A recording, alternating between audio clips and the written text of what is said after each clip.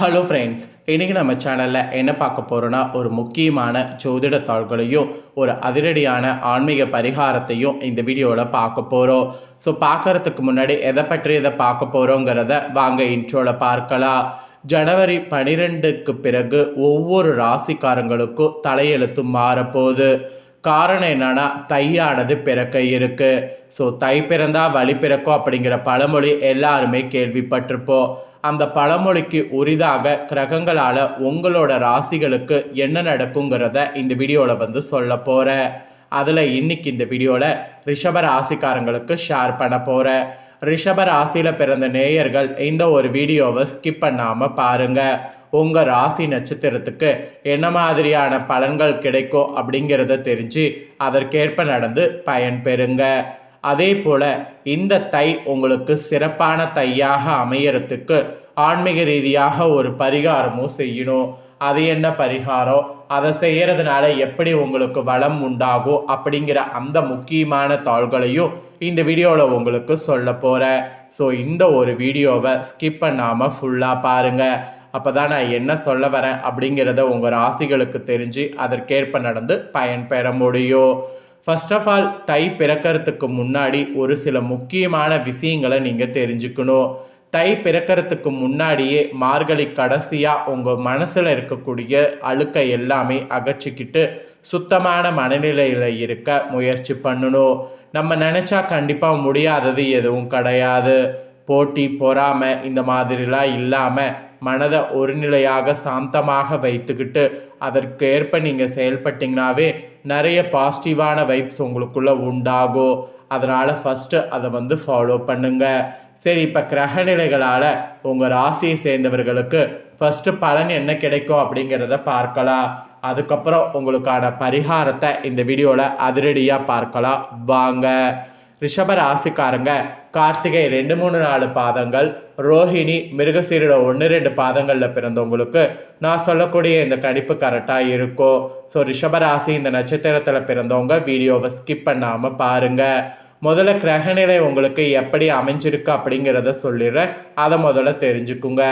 ராசியில் சந்திரன், தனவாக்கு குடும்பஸ்தானத்தில் குரு வகரத்தோடு, சுகஸ்தானத்தில் கேது, அஷ்டமஸ்தானத்தில் சூரிய புதன் சுக்கிரன் செவ்வாய், தொழில் ஸ்தானத்தில் சனி ராகு, இந்த மாதிரி கிரகநிலைகள் உங்களுக்கு அமைஞ்சிருக்கு. இந்த மாதிரி கிரகநிலைகள் அமைஞ்ச அடிப்படையில் தான் உங்களுக்கான பலன்களே குறிப்பிடப்பட்டிருக்கு. ஸோ என்ன பலன்கள் அப்படிங்கிறத தெளிவாக உங்களுக்கு சொல்கிறேன், நோட் பண்ணிக்கோங்க.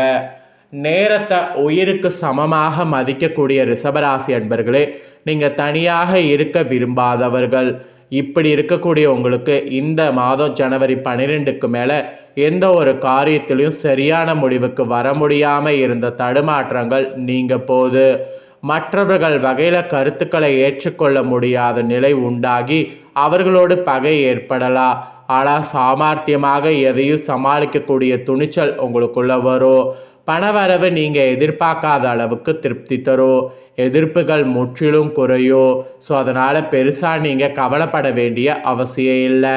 அப்புறம் தொழில் வியாபாரத்தில் இருந்த போட்டிகள் மொத்தமாக குறையும். புதிய ஆர்டர்கள் பெறுவதில் தடுமாற்றம் உண்டாகும். எந்த வேலையை முதல்ல கவனிப்பது என்ற குழப்பம் உங்களுக்குள்ளே வரும். அதனால் பார்த்து பிளான் பண்ணி செயல்படுங்க. அப்புறம் உத்தியோகத்தில் இருப்பவங்க டென்ஷனோடு காணப்படுவீங்க. நீண்ட நாட்களாக இருந்து வந்த மனவேதனையிலிருந்து தெளிவு நிலை உங்களுக்கு ஏற்படும். அதே போல் குடும்பத்தில் இருப்பவர்களுடைய செய்கைகள் உங்களுடைய கோபத்தை தூண்டுவதாக இருக்கும். அதே போல் கணவன் மனைவிக்கிடையே கருத்து வேற்றுமை ஏற்படும். சிற்றின்ப சுகம் குறையும். பிள்ளைகளோடு அனுசரித்து செல்வது நல்லது. வாகனங்கள் செல்லும்போது பயணங்கள் போது கூடுதல் கவனம் தேவை. நண்பர்கள் உறவினர்களிடம் சிறு மனத்தாங்கல்கள் வரலாம். பெண்களுக்கு கூட எந்த இக்கட்டான சூழ்நிலையும் மன உறுதியோடு சமாளித்திங்கன்னா வெற்றி காண்பது இருக்குது. எதிர்ப்புகள் மெயினாக உங்களுக்கு இந்த டைம் நீங்க போகுது. அதுக்கப்புறம் கலைத்துறையை சேர்ந்தவர்களுக்கு எந்த விவகாரத்தில் சிக்கினாலும் சாமர்த்தியமாக மற்றவரை முன்னிறுத்தி தான் நீங்கள் தப்பித்து கொள்ள வேண்டிய சூழ்நிலை வரும். அப்புறம் ராசிநாதன் சுக்கரனுடைய சஞ்சாரத்தால் நல்ல பலன்களே வரும். எதிர்பார்த்த பணம் ஈஸியாக உங்களுக்கு வந்து சேரும். விருந்து கேளிக்கை நிகழ்ச்சிகளில் பங்கேற்க சூழ்நிலை உங்களுக்கு நேரிடும். சாதுரியமான பேச்சின் மூலம் காரிய வெற்றி இனி உங்களுக்கு கிடைக்கும். அந்த காரிய வெற்றியை கரெக்டாக யூஸ் பண்ணிக்கோங்க. அதுக்கப்புறமேட்டு அரசியல் துறையில் இருக்கிறவங்க உங்கள் வளர்ச்சியில் இருந்து முட்டுக்கட்டைகள் நீங்கும். பயணங்கள் செல்ல வாய்ப்புகள் நேரும். பணவரவு திருப்தி தரும். கடினமாக உழைக்க வேண்டியது இருக்குது. அதன் மூலம் நல்ல பலன்கள் கிடைக்க பெறுவீர்கள். மேலிடத்தில் கூட கனிவான பார்வை உங்கள் மீது விழும். அதனால் அந்த பார்வையை கரெக்டாக பார்த்தீங்கன்னு வச்சுக்கோங்களேன், யூஸ் பண்ணிக்கிறது நல்லது. அப்புறம் மாணவர்களுக்கு கல்வி பற்றிய கவலை ஏற்படும். டென்ஷனை குறைத்து பாடங்களில் கவனம் செலுத்தி படிப்பது உங்கள் நட்சத்திரத்துக்கு நல்லது. மாணவர்களுக்கு நல்லது. ஸோ மாணவர்கள் பார்த்தீங்கன்னு வச்சுக்கோங்களேன், அந்த மாதிரி கவனமாக செயல்படுங்க. ஸோ இந்த மாதிரி தான் ரிஷப ராசிக்காரங்களுக்கு இப்போ பலன்கள் கிடைக்கும் என்பது குறிப்பிடப்பட்டிருக்கு. ஸோ இதில் உங்கள் நட்சத்திரத்துக்கு ஏற்பவும் சில டிப்ஸுகள் இருக்குது. அதில் ஃபஸ்ட்டு கார்த்திகை 2, 3, 4 பாதங்களில் பிறந்த ரிஷப ராசிக்கு சொல்லப்பட்டிருக்கு. இந்த டைம் உங்களுக்கு புதிதாக வீடு வாகனம் வாங்கலாம். பழைய வீட்டை புதுப்பிக்கிறது சிறந்த டைமு. பிறருடைய மனநோங்குபடி வார்த்தைகளை வாங்கி குவிப்பீர்கள்.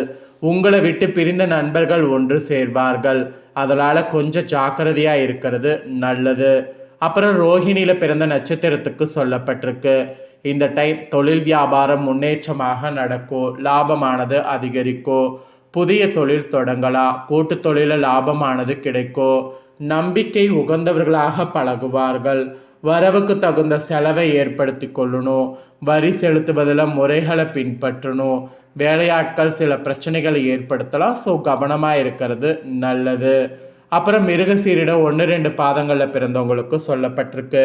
இந்த டைம் உங்களுக்கு உத்தியோகத்தில் இருப்பவர்கள் வேலைபளு குறைவால் மகிழ்ச்சியோடு காணப்படுவீர்கள்.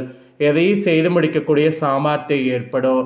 வேலை பார்த்து கொண்டே உப தொழில் செய்பவர்களுக்கு லாபம் கிடைக்கும். இடமாற்றம் கிடைக்கும். எதிர்பார்த்த பதவி உயர்வு கிடைக்கும். ஸோ உங்கள் நட்சத்திரத்துக்கு இந்த டைம் இப்படி தான் இருக்கும். ஸோ உங்கள் நட்சத்திரத்துக்கு ஏற்பவும் எப்படி இருக்கும் அப்படிங்கிறத சொல்லிட்டேன். நீங்கள் இனி வரக்கூடிய நாட்கள் ஏதாவது செய்கிறதா இருந்தால் உங்களுக்கு அதிர்ஷ்டக்கிழமை ஞாயிறு, திங்கள், புதன், அப்புறம் வெள்ளி, அப்புறம் சந்திராஷ்டம தினம் 16, 17. அதிர்ஷ்ட தினம் இனி கிடையாது. ஸோ உங்களுக்கு என்னங்கிற பலனை முழுசாக இந்த வீடியோவில் சொல்லியிருக்கேன். சொன்னதை நீங்கள் தெரிஞ்சிருப்பீங்க. தெரிஞ்சதுக்கேற்ப நடந்து பயன் பெறுங்க. இப்போ நெக்ஸ்ட்டு தை பிறக்கிறதுனால தை பிறக்கிறதுக்கு முன்னாடி தையில் செய்ய வேண்டிய சில பரிகாரங்கள் செய்திங்கன்னா அதிகப்படியான பலன்கள் நிச்சயம் பெறலாம். ஸோ அதனால் என்ன பரிகாரம் செய்யணும் அப்படிங்கிற அந்த ஆன்மீக தாள்களையும் உங்களுக்கு சொல்ல போகிறேன். அதையும் இந்த வீடியோவில் ரிஷப ராசிக்காரங்க தெரிஞ்சுக்குங்க. சூரிய பகவான் தனுசு ராசியிலிருந்து மகர ராசிக்கு பிரவேசிக்கக்கூடிய முதல் தினம்தான் தமிழர்கள் திருநாளான தை மாதத்தின் முதல் நாளாக கருதப்படுது.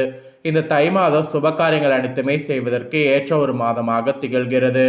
ஆன்மீக ரீதியான சில செயல்களை செய்வதற்கும் மிக சிறந்த மாதமாக தை மாதம் திகழ்கிறது. அந்த வகையில் சுப தினங்களான பொங்கல் மற்றும் அதனை தொடர்ந்து தினங்களில் நாம் செய்ய வேண்டிய சில தாந்திரிக பரிகாரங்கள் என்ன என்பது குறித்தும் அதனால் ஏற்படக்கூடிய நன்மைகள் என்ன என்பதையும் இந்த வீடியோவில் உங்களுக்கு சொல்ல போகிறேன். தமிழ்நாட்டில் போகி, பொங்கல் திருநாள், மாட்டுப் பொங்கல், காணும் பொங்கல் தினங்கள் என 4 தினங்களுமே சுப தினங்களாக கருதப்படுது. தை மாதத்தில் சுப காரியங்களுக்கான முயற்சிகளை மேற்கொள்ளக்கூடிய உங்களுக்கு இந்த 4 தினங்களுமே அதற்கான முயற்சிகளை மேற்கொள்ள ஏற்ற நாள். மேலும் இந்த தினங்கள் அன்னதானம், ஆடைதானம் போன்றவற்றை செய்வது சிறப்பான பலனை உங்கள் ராசிக்கு கொடுக்க வல்லதாக இருக்குது. அப்புறம் வடமொழியில் மகர சங்கராந்தி என அழைக்கப்படக்கூடிய தை மாதம் முதல் தேதியில் தமிழ்நாட்டில் பொங்கல் விழா கொண்டாடப்படும்.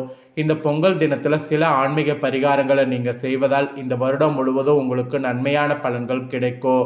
ஒருவேளை பொங்கல் தினத்தில் இப்போ நான் சொல்லக்கூடிய பரிகாரம் செய்ய முடிவிட்டாலோ அதற்கு அடுத்து வரக்கூடிய மாட்டுப் பொங்கல், காணும் பொங்கல் தினங்களில் இந்த பரிகாரம் செய்தால் நன்மையான பலன்கள் நிச்சயம் உங்களுக்கு உண்டு. தை திருநாள் உழவர்கள் மற்றும் ஒட்டுமொத்த உலகத்திற்கே நன்மை பயக்கக்கூடிய சூரிய பகவானுக்கு நன்றி தெரிவிக்கக்கூடிய ஒரு திருவிழாவாக இருக்கு.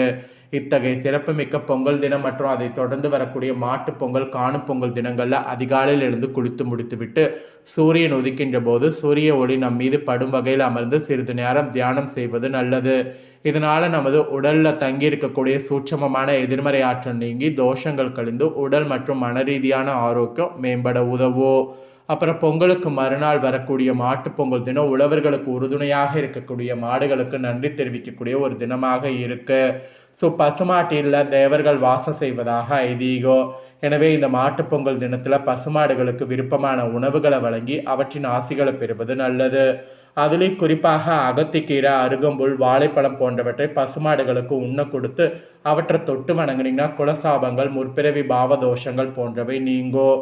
உங்கள் வீடுகளில் பசுமாடுகள் வளர்க்க முடியாதவர்கள் இருப்பீங்க. அப்படி இருக்கிறவங்க கோயிலில் இருக்கக்கூடிய கோசலையில் இருக்கக்கூடிய மாடுகள் அல்லது உங்கள் வீடுகளுக்கு அருகில் திரியக்கூடிய பசுமாடுகளுக்கு உணவு கொடுத்து வணங்கி தேவர்களுடைய ஆசிகளை பெறணும். இந்த 2 விஷயத்தை பண்ணிங்கன்னா இந்த வருடமே உங்களுக்கு சிறப்பாக அமையும்.